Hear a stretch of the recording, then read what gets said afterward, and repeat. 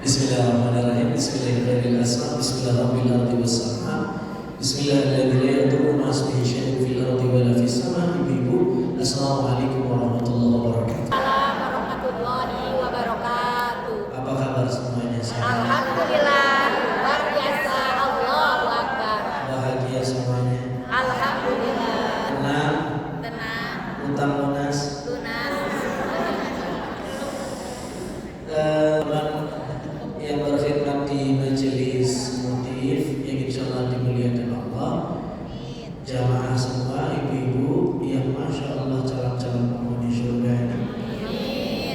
Alhamdulillahirabbil alamin. Allahumma shalli ala sayyidina Muhammad wa ala ali sayyidina Muhammad. Kita mulai dengan shalawat biar tambah barokah. Mungkin ada hajat dari pengurus majelis juga, sama-sama kita support apa yang bisa kita support seperti biasa. Mudah-mudahan majelis ini diberikan kelimpahan barokah oleh Allah Subhanahu wa taala. Mudah-mudahan kita yang hadir satu di antara sekian orang yang menjadi penyupport dakwah, penyupport logistik dakwah. Hari ini kita akan belajar tentang Muharram. Ada sejarah nanti tentang Abu Bakar. Abu Bakar itu sponsor tunggal dakwah Nabi ketika hijrah. Masya Allah. Sama-sama kita baca Allahumma bil Quran aja deh ya. Allahumma rahmna bil Quran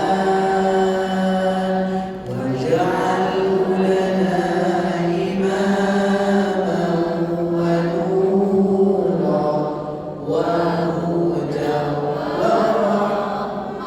Allahumma dhakkirna minhu ma nasina wa'allimna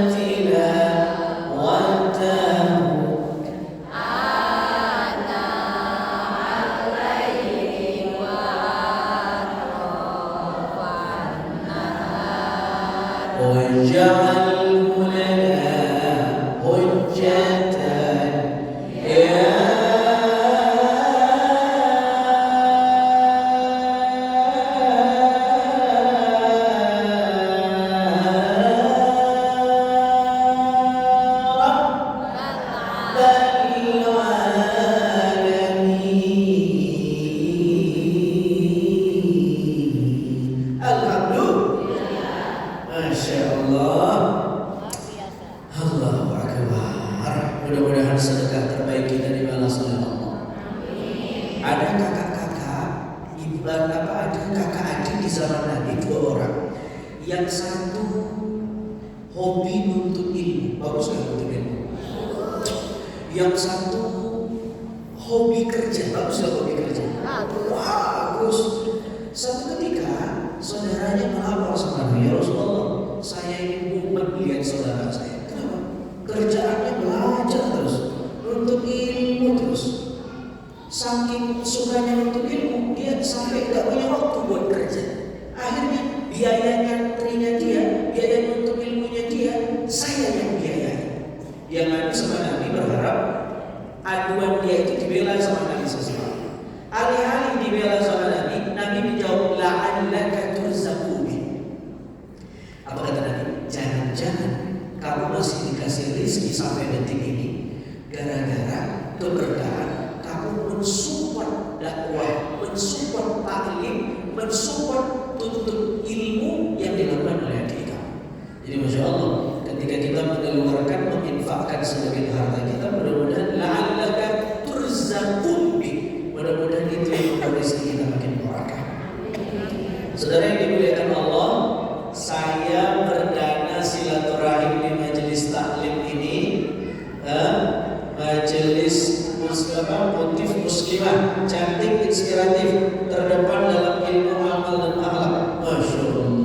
Amin. Amin. Seharusnya yang hadir adalah istri saya. Istri saya perempuan. Oh, perempuan. Namanya Ustazah Syifa Nurradina. Kebetulan sekarang mau launching anak yang kedua. Jadi dokter memberi saran harus bed rest. Jadi saya yang menggantikan. Masya Allah, saya mohon doa sama ibu. Mudah-mudahan hamilnya lancar, barokah, diberikan anak yang saleh dan salehah. Saya ingin cerita sedikit. Dulu waktu kami awal-awal nikah, sekarang sudah 6 tahun nikah. Dulu di awal pernikahan itu istri saya 09 bulan. Pengantin baru 09 bulan. Sebenarnya itu tidak kosong-kosong banget ibu, betul. Tapi 9 bulan pengantin baru cacat. Ini bisa ngisi nggak sebenarnya kita lihat. Kamu punya teman, bro, isi dulu bro. Gimana istri? Ini nggak boleh. Kalau ini pertanyaan yang sifatnya privat. Gak semua orang nyaman ditanya berisi belum. Udah hamil belum? Betul kan? Tersinggung ini sesuatu yang privasi. Wah kan ada yang rese tuh. Gimana? Udah isi belum istrinya? Saya kasih waktu sebulan ya, kalau nggak saya turun tangan. Ini kacau, ini ngawur. Kami silaturahim ke rumah sakit Islam di Jakarta Timur. Mohon maaf kalau ada yang profesinya dokter di sini, tapi kalaupun ada, insya Allah dokter-dokter yang saleh. Karena ngaji terus di majelis taklim motif. Itu saya datang ke rumah sakit Islam yang ada di Jakarta, dokternya Masya Allah pakai hijab, ya. Terus saya cek, apa dia bilang? Wah bu, ibu punya kista, ibu nggak bisa hamil. Jadi kalau ketemu dokter yang begini, cari dokter yang lain. Ini dokter yang nggak punya Tuhan. Saya di rumah sakit Islami, dokternya pakai jilbab. Saya berharap dia komunikatif, punya keyakinan tauhid, dan ibu punya kista. Tapi insya Allah anak itu kan, ya tergantung Allah. Secara medis ibu punya kista. Tapi kalau Allah yang mau, ibu bisa. Betul ya? Betul. Halo, assalamualaikum. Assalamualaikum. Ini dokter yang punya tauhid. Kalau dokternya tidak punya tauhid yang bagus, ibu nggak bisa hamil, gitu. Kalau ibu datang pengantin baru 09 bulan, ada dokter yang gitu ibu nggak bisa hamil, gimana perasaannya? Sedih ya, Masya Allah. Ini luar biasa. Istri saya pulang nangis. Gimana nih ya? Saya bilang tenang saja. 2 bulan dari dokter, Masya Allah, lahir anak kami yang pertama, Ahmad Nabil Falsafah. Buktinya hamil itu bisa, meskipun ada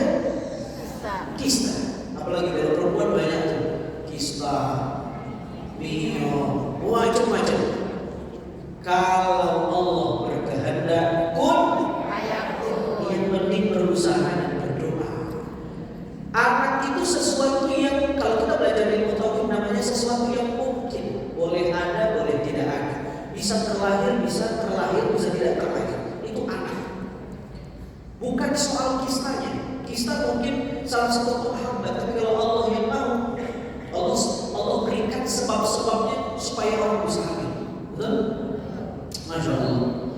Ini pelajaran buat kita pagi ini, yakinlah. Nah, ini saya cerita kehamilan istri, biar yang mungkin Pak Sutri, pengantin muda di sini yang hadir, bapak di sini bisa yakin bahwa hamil itu dari Allah. Betul? Ada orang yang sudah nikah nggak hamil-hamil, yang baru nikah hamil, ada yang sebentar nikah hamil, ada yang kagak nikah hamil. Yang ini jangan dicontoh. Baik, tema yang diberikan ke saya adalah Muharram dijadikan momentum untuk ketahanan keluarga. Pertama saya pengen disclaimer dulu kepada bunda-bunda sekalian. Muharram ini ada peristiwa yang paling ikonik, namanya peristiwa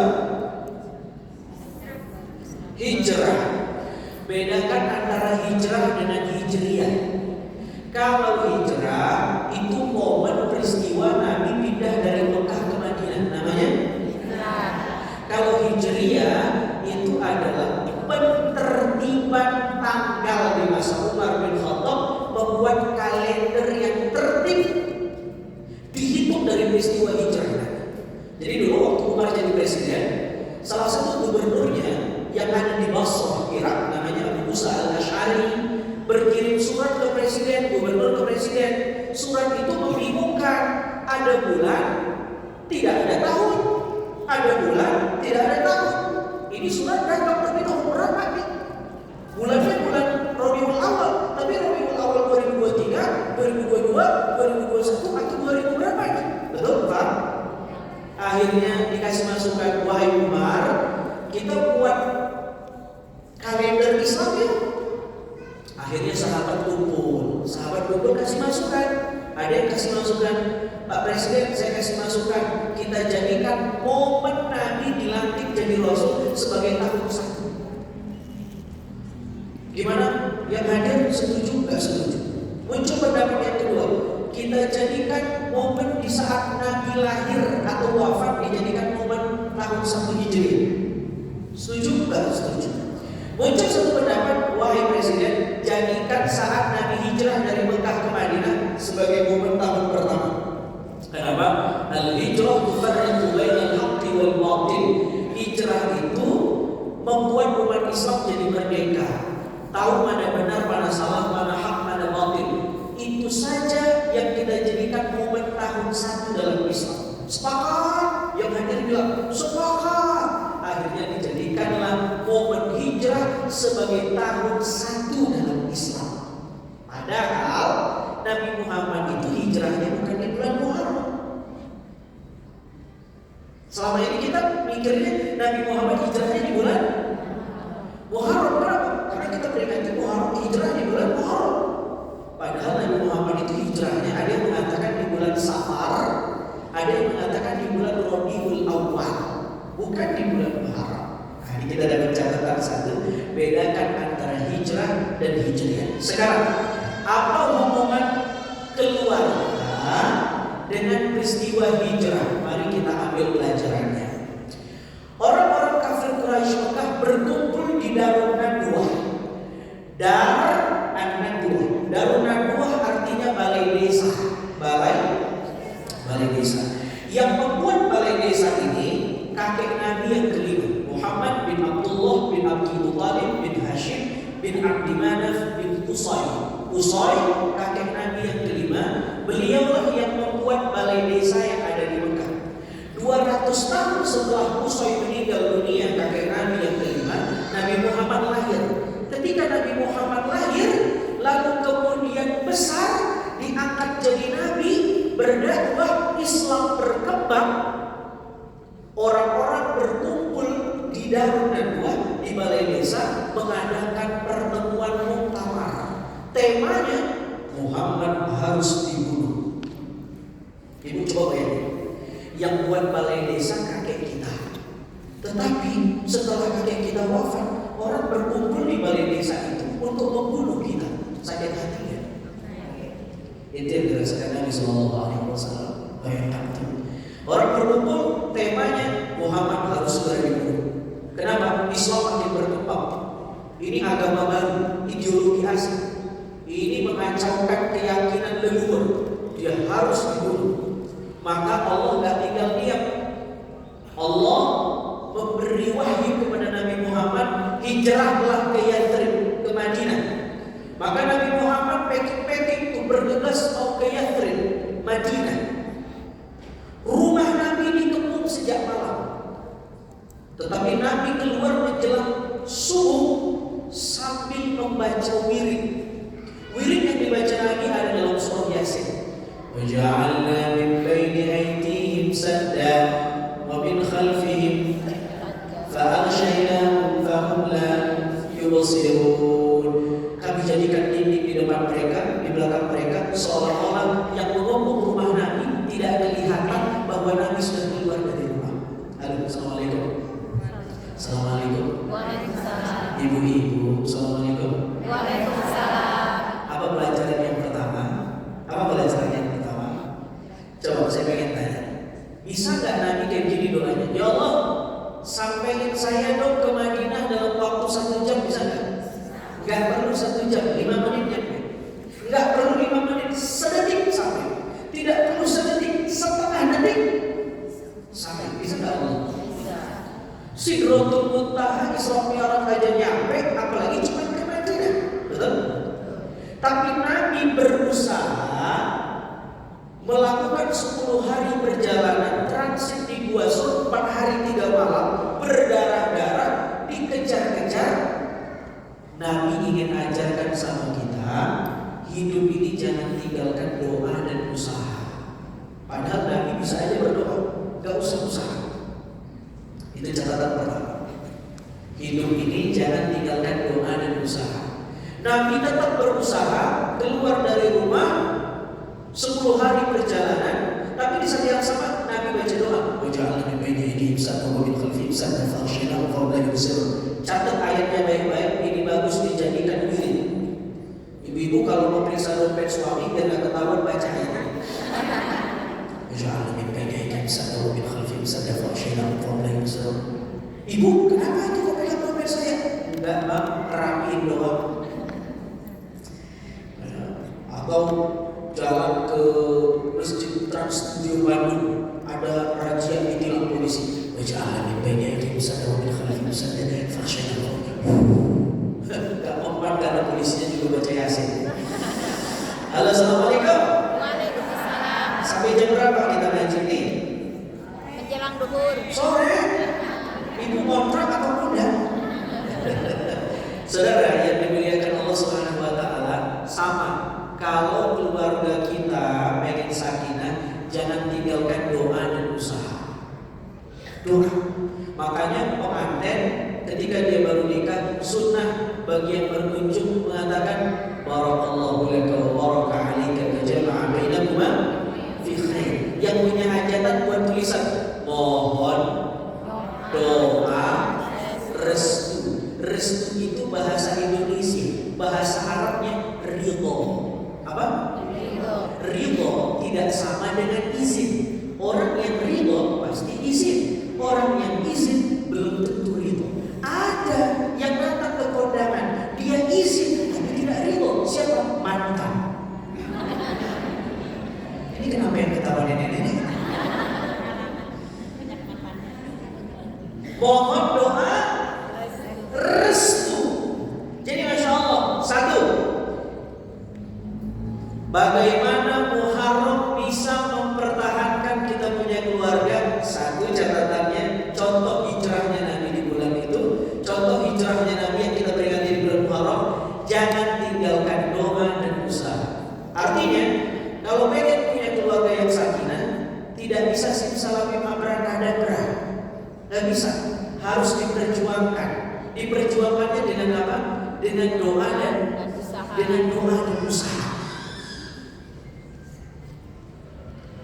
Apa usahanya? Suami memahami istri, istri memahami suami. Ikut seminar-seminar parenting, ikut kajian-kajian parenting, psikologi rumah tangga, psikologi parenting, psikologi anak, psikologi komunikasi, psikologi pernikahan. Berusaha memahami pasangan, itu penting. Masya Allah, itu juga berusaha. Kenapa kamu ikut parenting ini? Saya pengen rumah tangga saya sakinah, makanya saya belajar. Ibu-ibu, kita punya istilah ketahanan pangan, betul? Kita punya ketahanan nasional, betul? Tapi orang sedikit membicarakan ketahanan keluarga. Makanya hebat nih majelis motif buat judul ketahanan keluarga. Ada menteri ekonomi, ada menteri perdagangan, ada menteri pertahanan, tapi tidak ada menteri rumah tangga. Padahal menteri keluarga itu, menteri rumah tangga itu penting. Dan keluarga rumah tangga tidak ada di sekolahan ilmunya. Mestinya ada pelajaran rumah tangga, pelajaran bagaimana cara berkeluarga. Di sekolah yang diisi cuma kognitif kita, matematika, IPS, IPA, sains, biologi, ilmu sosial, betul? Tapi ilmu berumah tangga diajarin ya? Gak diajar. Akhirnya yang terjadi kita nyari sendiri. Berapa banyak orang yang gak tahu ilmu rumah tangga, tiba-tiba dia nikah saja. Padahal rumah tangga ibadah yang paling lama dan ibadah yang paling sulit. Rumah tangga. Halo, assalamualaikum. Waalaikumsalam. Maka doa dan usaha itu dalam hadis diceritakan iblis setiap hari melakukan rapat koordinasi. Jadi bukan cuma majelis taklim motif yang rakor ini. Iblis mengadakan setiap hari rapat koordinasi. Temanya dikumpulkan semua prajurit-prajurit setan, kumpul family gathering di istana iblis yang berada di pantai. Ini hadisnya sahih. Lalu iblis tanya, apa yang sudah kamu lakukan untuk menggoda manusia? Saya pengen lihat LPJ kamu, laporan bertanggung jawab. Iblis bilang, fa'altu kada wa kada, fa'altu kada wa kada. Tuan iblis, saya sudah berhasil menggoda anak Adam begini. Yang satu nunggu antri di belakang, kamu maju depan. Kalau saya sudah berhasil gini. Kalau kamu, saya iblis berhasil godain orang jadi gini. Kata iblis, masa tasyai'ah. Kalau kata anak milenial sekarang, yang kamu lakukan B aja. Yang kamu lakukan biasa aja. Yang kamu lakukan udah mainstream. Gak ada yang menarik. Ini bukan prestisius. Ini biasa aja. Aku pengen kerjaan yang lebih out of the box, yang paling prestisius. Muncul satu orang paling belakang, seorang setan. Dia sudah nunggu dari antrian, dia datang ke depan, dia bilang, wahai Tuan Iblis, saya berhasil menggoda anak Adam sampai-sampai sepasang suami istri yang tadinya halal bercerai. Lalu apa kata Iblis? Nikma anta. 3 kali Iblis kasih testimoni. Nikma anta. Nikma anta artinya kamu karyawan saya yang paling bagus. Kamu karyawan saya yang paling cakep. Emang kamu gak ada duanya karyawan saya. Halo, assalamualaikum. Waalaikumsalam. Ini informasi gaib yang dibocorkan oleh Nabi kepada kita bahwa iblis setiap hari ingin menyerang rumah tangga orang beriman yang tadinya halal jadi cerai. Berapa banyak kasus perceraian hari ini? Bahkan KUA ngantri orang pagi-pagi terus bercerai. Halo, assalamualaikum. Perlu doa dan usaha. Dan iblis itu Masya Allah, yang perlu kita contoh dari iblis apa? Iblis yang paling istiqomah, konsisten. Iblis menggoda anak manusia, menggoda anak Adam supaya rumah tangganya rusak, tidak pernah bad mood, Tidak pernah iblis ngambil cuti, tidak pernah resign, tidak pernah iblis kepikiran resign. Saya resign aja deh, saya ambil cuti yang weekend ini, tidak pernah. Setiap hari dia goda. Yang pengantin baru digoda, yang pengantin baru juga digoda. Kayak udah bilang saking lamanya jadi pengantin, digoda juga sama iblis. Halo, assalamualaikum. Jadi harus doa dan usaha. Masya Allah. Doa. Rabbana hab lana min azwajina wa dhurriyyatina qurrata a'yunin waj'alna lil muttaqina imama. Ya Allah, itu aja. Doa. Doa lagi. Allahumma balikan haramika. Tuhan, cukupkanlah saya sama yang halal-halal aja. Ketika dia melihat yang lain, ini bukan yang halal, ditundukkan pandangan. Doa. Ada lagi doa? Banyak doa yang di skill sama ulama yang bisa kita amalkan. Ini luar biasa. Pelajaran yang pertama dari hijrahnya Nabi, satu, jangan lupakan doa dan usaha. Orang yang berdoa tidak berusaha, bohong. Orang yang cuma berusaha tidak berdoa, sombong. Ya kan? Ada anak muda gagah, masih sehat, kuat, dia doa di masjid berjam-jam. Umar melihat ini anak muda kok berjam-jam doa gak selesai-selesai. Disamperin sama Umar, wahai anak muda, apa yang kamu lakukan? Kata anak muda ini, saya berdoa berjam-jam kepada Allah. Terus yang kamu minta udah datang belum? Belum. Kata Umar, gimana mau datang? Innas sama la tu'tiru dhahaban wa la fiddatan. Langit tidak akan menurunkan hujan emas dan perak kalau kamu cuma berdoa tapi tidak berusaha. Berdoa dan berusaha. Jadi termasuk pengen rumah tangga yang sakinah harus berdoa dan berusaha. Lihat pasangan senyum. Senyum kan butuh effort, butuh usaha. Pada tanggal tua, Mas, Bunda sehat. Butuh effort. Teorinya mudah, tapi prakteknya sulit. Butuh usaha. Kita kalau ketemu sama orang, masya Allah manis banget senyum kita, simetris, 2 cm ke kanan, 2 cm ke kiri. Tapi ketemu pasangan, apalagi kalau ibu-ibu kalau udah kesel, maka yang berbicara bukan lisannya lagi, tapi body language, mikro ekspresi.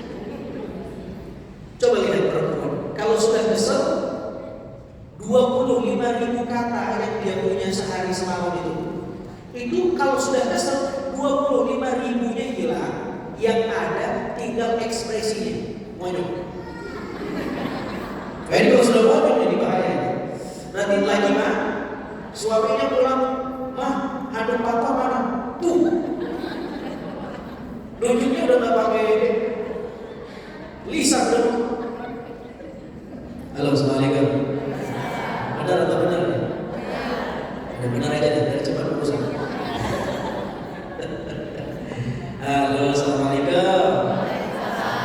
Masya Allah, doa dan usaha. Yang kedua, pelajaran hijrah. Nabi Sallallahu Alaihi Wasallam tidak berjalan sendirian. Tidak berjalan sendirian. Nabi ditemani Abu Bakar As-Siddiq. Abu Bakar As-Siddiq ini sponsor tunggal. Kata Abu Bakar, ya Rasul, Anda mau kemana? Saya mau hijrah. Kalau begitu, saya hibahkan 2 kendaraan saya kepadamu. Ini 2 ekor ternak. Nabi ditemani oleh Abu Bakar As-Siddiq. Bukan hanya Abu Bakar, perjalanan hijrah Nabi dibantu oleh banyak orang. Siapa di antaranya? 1 Abu Bakar, yang kedua Abdullah bin Abu Bakar. Abdullah bin Abu Bakar adalah anak laki-lakinya Abu Bakar.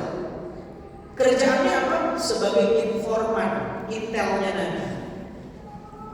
Jadi Abdullah bin Abu Bakar ini ngecek di Mekah, habis itu naik lagi ke Gua Sur. Ya Rasul, ini Mekah belum aman, jangan keluar dulu. Kamu masih dicari ya Rasul.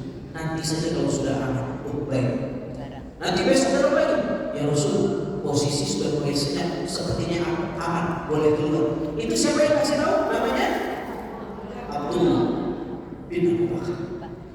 Ada lagi yang membantu Nabi, namanya Asma binti Abu Bakar, anak perempuannya Abu Bakar. Ini Abu Bakar, masya Allah, udah menyumbang dana, memberi 2 anaknya untuk membantu dakwah Nabi. Apa kerjaan Asma?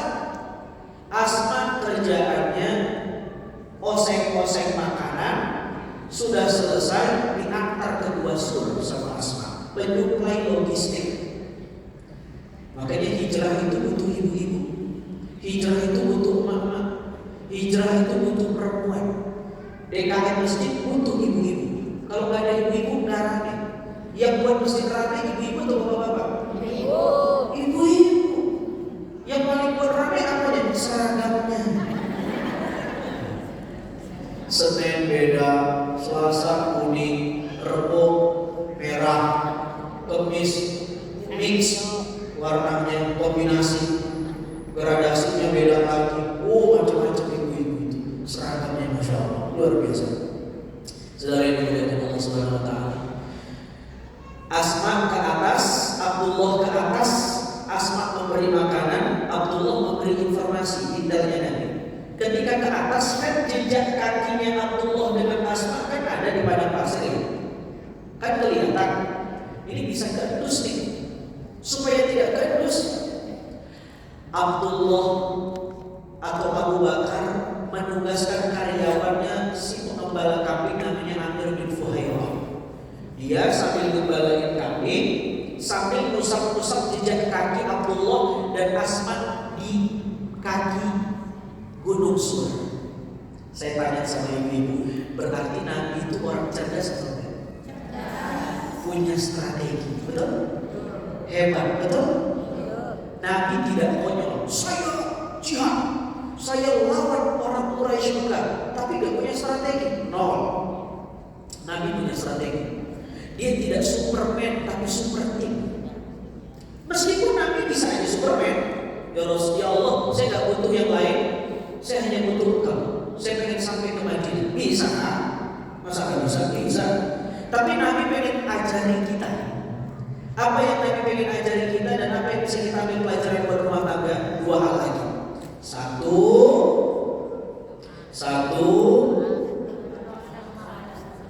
perlu strategi. Berumah tangga itu perlu strategi, betul kan? Halo, Assalamualaikum. Ibu, sekarang saya mau tanya, yang sulit bangun sholat subuh, ibu-ibu atau bapak-bapak? Bapak-bapak. Ibu-ibu jam berapa bapaknya? Jam 3 tahajud atau buat kencing aja?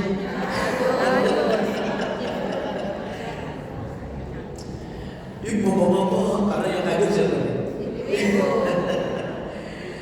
Ibu bangunin suami sholat subuh, ngebangunin suami sholat, bagus kan? Itu diceritakan Allah begitu cinta melihat hambanya, suami istri, yang satu membangunkan yang lain, dan ketika membangunkan memercikkan air. Yang bangun ya, bangun itu Masya Allah, diceritakan dalam hadis. Ibu-ibu yang dimuliakan Allah, ngebangunin sholat subuh itu bagus, tapi kalau strateginya salah, yang ada tidak sholat subuh tapi piring terbang di dapur. Halo, Assalamualaikum. Kamu ini sudah tua, udah bangkotan loh mas. Bangun, udah buat tanah. Kira-kira suaminya senang atau gimana?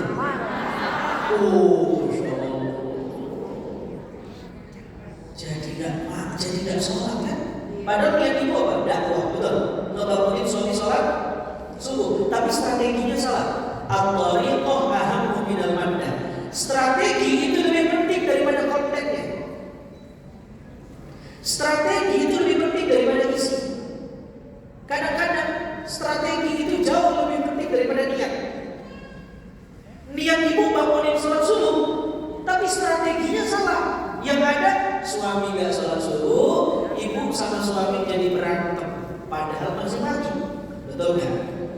Perlu strategi. Assalamualaikum sayang, bangun ya, temenin mama sholat subuh, yuk kita ke masjid bareng-bareng. Gak bangun juga, dipijit dahinya, capek ya. Salam yang kedua, Assalamualaikum, kecup dikit.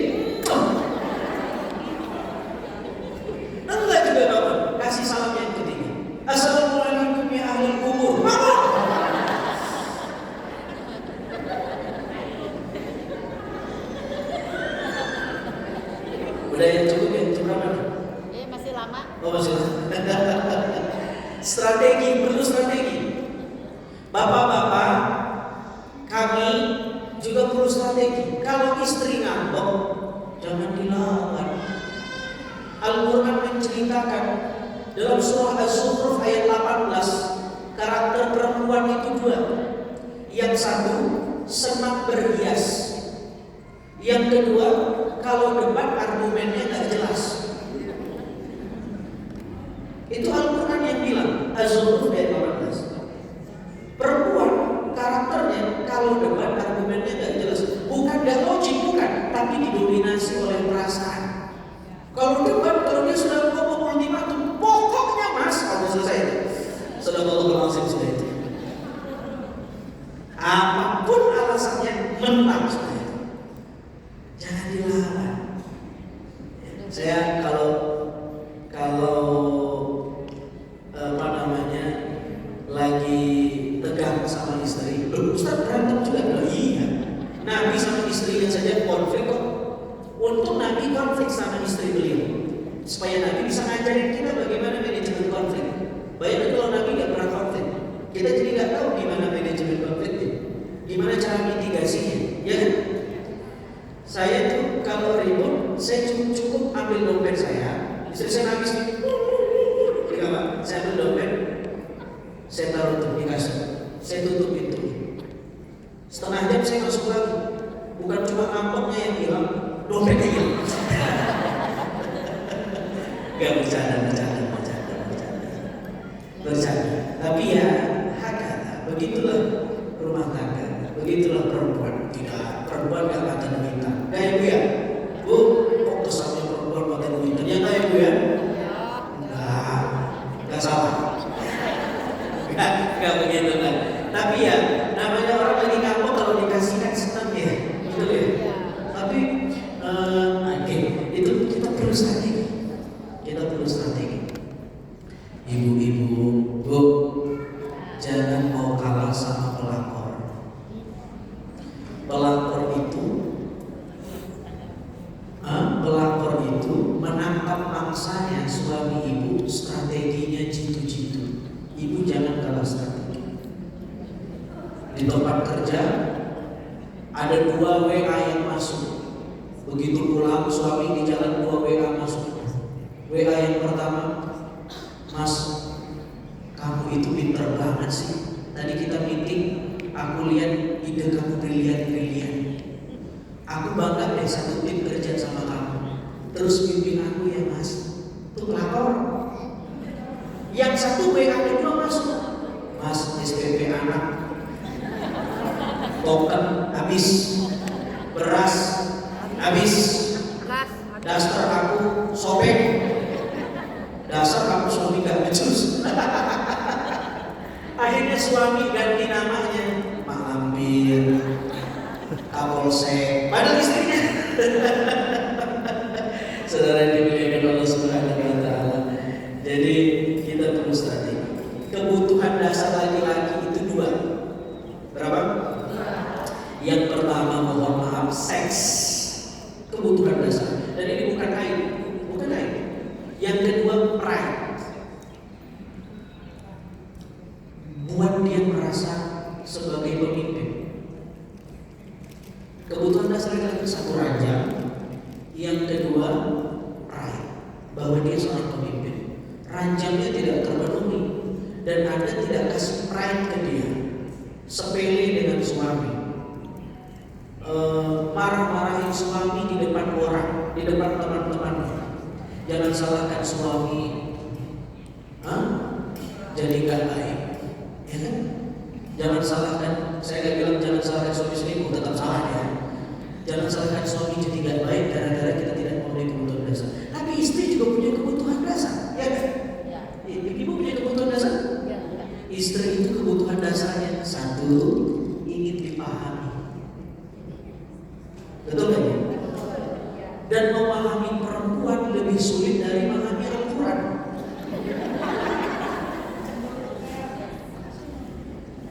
Bertahun-tahun kita nikah, kita nggak paham ini gimana maunya. Perempuan itu ingin dipahami. Sebagai suami, jangan harap kita punya istri pengen ngomong di luar. Dia nggak ngomong, tapi gelagatnya kelihatan, betul nggak? Perempuan itu pemalu, betul? Banyak di Al-Quran ada, kalau cek. Saya kebetulan jurusan saya tafsir, konsentrasi saya di Al-Quran. Di Al-Quran, setiap kali Tuhan bercerita tentang suami istri, kata ganti yang dipakai oleh Al-Quran ketika ke laki-laki itu kata ganti kedua, kamu, kata ganti kedua. Tapi ketika berbicara tentang istri, kata ganti ketiga, dia. Paham maksud saya? Paham maksud saya? Ketika ngomong ke laki-laki, ujungnya kamu. Kalau perempuan, dia. Allah tahu perempuan ini makhluk yang pemalu. Contohnya mana? Hunna libasul lakum wa antum libasul lahum. Dia, perempuan, pakaian buat kamu, wahai laki-laki. Dan kamu laki-laki, pakaian buat dia. Coba lihat. Ketika nyebut perempuan, Allah nyebut. Ketika nyebut laki-laki, nyebut kamu. Allah tahu perempuan itu pemalu. Dia harus dipahami. Jangan tanya apa maunya, tetapi kita harus tahu. Itu perempuan, dia pemalu. Apalagi contohnya? Ya Adam, uskun anta wa zawjukal jannah. Wahai Adam, kata Allah, disebut namanya, ya Adam, tinggallah kamu di surga beserta istrimu. Istri, dia tidak bilang tinggallah kamu wahai Adam di surga dan Hawa, tidak. Nama Hawa tidak ada di Al-Quran. Coba lihat, ada nama Hawa di Al-Quran? Tidak ada nama perempuan di Al-Quran. Satu-satunya nama perempuan di Al-Quran Maryam. Selebihnya disembunyikan namanya. Kenapa? Perempuan itu pemalu. Itu yang dulu perempuannya.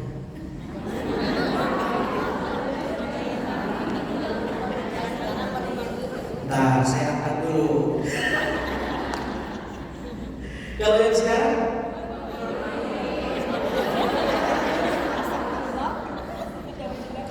saya kalau lihat media sosial ya Bu, itu ya Allah, subhanallah, ibu-ibu deh. Saya nggak nanya saya, ibu-ibu sebagai perempuan, ibu malu nggak lihat spesies ibu sesama perempuan di media sosial? Malu nggak? Malu banget atau malu aja? Itu ibu, apalagi laki-laki yang melihat. Sesama perempuan aja malu. Kita lihat di media sosial, Masya Allah. Itu di podcast orang tidak malu lagi nanya, lu pertama gak perawan tahun berapa? Dijawab sama perempuannya, kalau gua nggak salah SMA. Nggak SMP kayaknya. Betul nggak? Relate kan? Dia nggak malu lagi ngumbar aibnya. Ngumbar, apalagi kalau sudah cerai suami istri, di-up ke media sosial. Ngumbar aurat dan lain-lain. Nah, ini Masya Allah. Ini bukan karakter perempuan. Coba lihat kisahnya anak Nabi Syuaib dalam surat Al-Qasas. Nabi Syuaib, anak Nabi Syuaib menggembala kambing, pengen ngasih makanan buat kambingnya, tetapi ngantri laki-laki. Sebenarnya anak Nabi Syuaib berada di urutan yang di depan, tapi karena yang ngantri laki-laki pinggir dulu ke belakang. Sampai tunggu selesai, Nabi Musa melihat, ada dua cewek nih, kata Nabi Musa, kayaknya butuh dibantu. Didatangin sama Nabi Musa, apa yang kalian lakukan berdua? Dan berdua antrinya, kakak adik perempuan, bukan sendiri, karena dia tahu di situ komunitas laki-laki. Loh, sekarang coba kita lihat, ada komunitas laki-laki, perempuan masuk santai saja, seolah-olah itu circle magic, ya, berbaur, tidak ada malu lagi, tidak ada sekat, tidak ada ruang privasi perempuan dan laki-laki. Nabi Musa tanya, apa yang kalian lakukan, apa yang bisa saya bantu? Nah, ini pelajaran juga nih. Yang nanya duluan, yang WA duluan Nabi Musa atau anaknya Nabi Syuaib yang perempuan? Nabi